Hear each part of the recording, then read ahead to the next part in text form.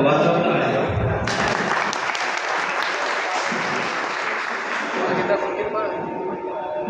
जय भीम संघटनेचा हा दुसरा वर्ग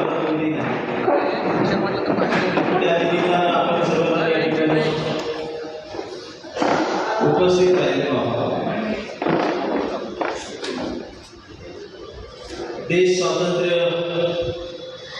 होऊन उद्या 79 वर्ष पूर्ण होतात. स्वातंत्र्य दिनाच्या पूर्वसंध्येला तुमच्याशी हा संवाद मी साधतो. वातावरण बदललेलं आहे. जय भीम आता फक्त डॉक्टर बाबासाहेब आंबेडकर नगर आणि त्या निळ्या वस्तीत राहिलेला नाही. जय भीम आता सगळ्या जगाचा भडका आक्रोश व्यक्त करणारा एक आवाज झालेला आहे. आणि जय भीम ही घोषणा नाही. जय भीम हा वंचितांचा शोषितांचा आवाज त्यावेळेला होणं गरजेचं होतं, पण उशिरा का होईना पण जय भीम हा आता आवाज बनलेला आहे. आणि कार्यकर्ते आहेत, चळवळी आहेत, राजकीय चळवळ आहे, सांस्कृतिक चळवळ आहे, सामाजिक चळवळ आहे. हे सगळं ढवळून निघण्याचा काळ गेल्या या दशकामध्ये आपण बघितलेलं आहे. आणि मला वाटतंय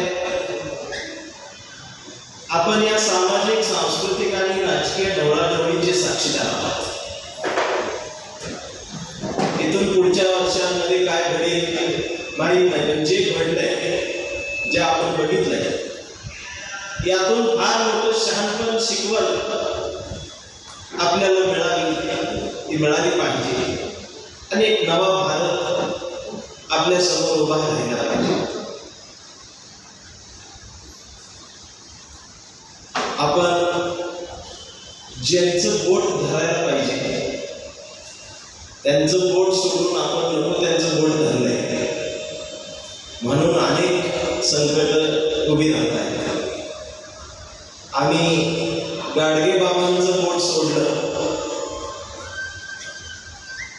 तुकडोजी बाबांचं बोट सोडलं, संत तुकारामांचं बोट सोडलं आणि बागेश्वर बाबाचा दरबार धरला. आणि बागेश्वर बाबाचा दरबार धरल्यानंतर आम्हाला खरात घडलं. आणि खरात सारख्या बाबांनी आम्हाला लुटलं.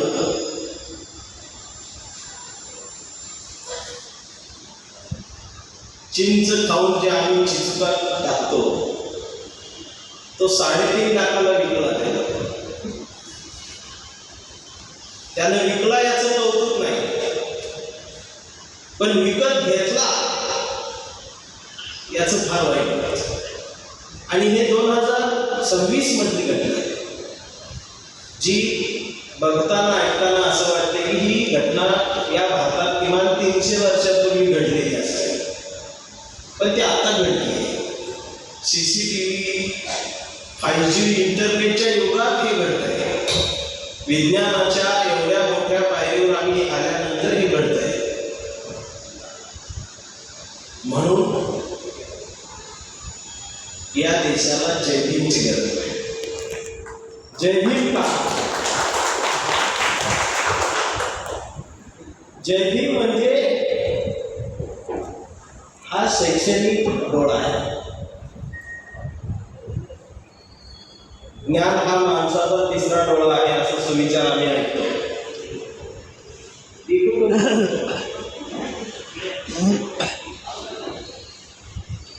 पण मी म्हणत असतो ज्ञान हा माणसाचा कितवाही डोळा असू दे, पहिला डोळा असू दे, दुसरा डोळा असू दे, नाहीतर तिसरा डोळा असू दे, हे काही जास्त महत्वाचं नसतं. तो कायम उघडा असला पाहिजे, ही जास्त महत्वाचं आहे. आणि जय भीम आता उघडा झाला म्हणजे तो व्यापक झाला.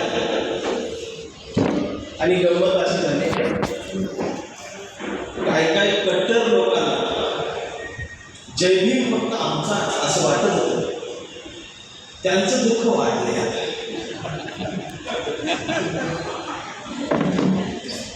कारण त्याच्यावरती त्यांचं दुकान चालतं, ते दुकान आता बंद पडलं. आणि ज्याच्यावरती हे टीका करत होते तोच जयभीर बोलायला लागल्यामुळे त्यांचा हे फक्त भाषणापुरतं म्हणायचे की बाबासाहेब सर्वांचे, आणि आज बाबासाहेब सर्वांचे झाल्यावर हा रडायला.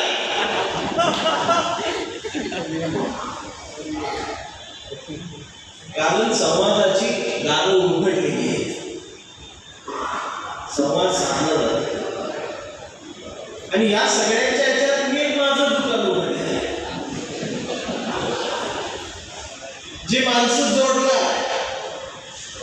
माल ओरिजिनल, पैसा ओरिजिनल.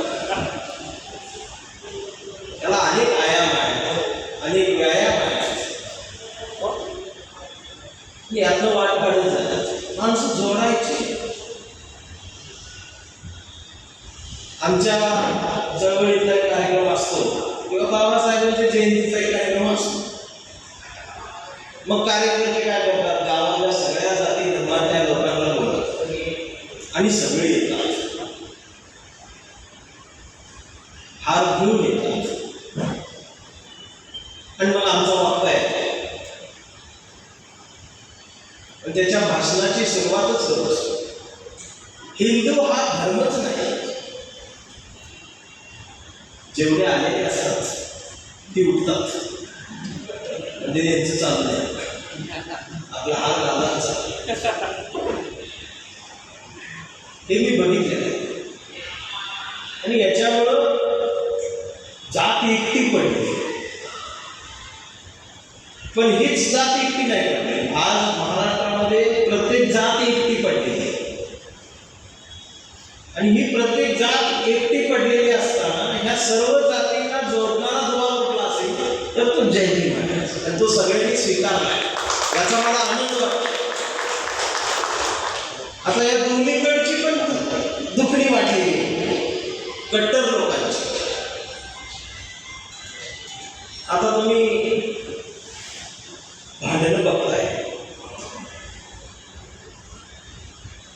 आया बहिणींवरती शिरा. परवा तर ते एक लेख वाचला मी, राजश्री शाहू महाराजांची जयंती होती, त्या निमित्तानं तो लेख फेसबुकवर कोणीतरी अपलोड केला. तर त्यामध्ये लिहिलं होतं त्या लेखकांना की डॉक्टर बाबासाहेब आंबेडकरांना राजश्री शाहू महाराजांनी आर्थिक मदत केली, आर्थिक सहकार्य केले, म्हणून बाबासाहेब विदेशात गेले, शिकू शकले. आणि इकडून जेव्हा जेव्हा गरज पडायची त्या त्या वेळेला शाहू महाराज बाबासाहेबांना पैसे पाठवत राहिले. अतिशय सुंदर लिहिलं होतं. तर खाली कमेंट काय, तर एकाने कमेंट टाकली म्हणजे बघा आम्ही तुम्हाला मदत केली म्हणून तुम्ही शिक्षण घेऊ शकले. म्हणजे तो म्हणतो त्याचा काही संबंध नाही, त्याच्या आजोबाचाही काही संबंध नाही, आणि त्याला आमच्या कांबळेनं रिप्लाय दिला, आमची लायकीच तेवढी होती म्हणून तुम्ही आम्हाला बोला. आणि हे दोघं बोलतायत कुणावर, शाहू महाराज, बाबासाहेब, आणि हे दोघं आहेत कुठे, गोधडीत. आणि हे काय म्हणतात, आम्ही चळवळीत आहोत. फेसबुकवर कमेंट करणारी, लाईक करणारी, डीपीवर बाबासाहेबांचा फोटो ठेवणारे, मोबाईलवर भीमगीताची रिंगटोन ठेवणारे, यांना वाटतंय आम्ही चळवळीत आहोत. आणि तेवढ्यावर ते थांबत नाही, तर आम्ही चळवळीचे सर्वे सर्व आहोत. अशांची संख्या वाढलेली आहे आणि ओरिजिनल पॅन्थरची गळचेपी होत आहे. पॅन्थर सुद्धा आता व्यापक झाला. जाती धर्माच्या पलीकडे प्रवास सुरू झालेला आहे भारतीयांचा आणि याकडे मी कायम पॉझिटिव्ह होतो. मला ते निगेटिव्ह बघायला आवडतच नाही. एखादा कार्यकर्ता तर म्हणतो ना आमचा समाज नाही अजून वाईटच, तर मी तेव्हाच ओळखून जातो हे काय चळवळीचं नाही. ज्याला समय वाईटच दिसतो तो काय वाईटच बघत आहे. चांगलं ज्याला दिसतं त्याला चांगलंच दिसतं. त्याच्यामुळे मला कळलं की आम्हाला नेमकं काय करायला पाहिजे. आम्हाला सांस्कृतिक राजकारण कळलंच नाही. ज्या देशात देश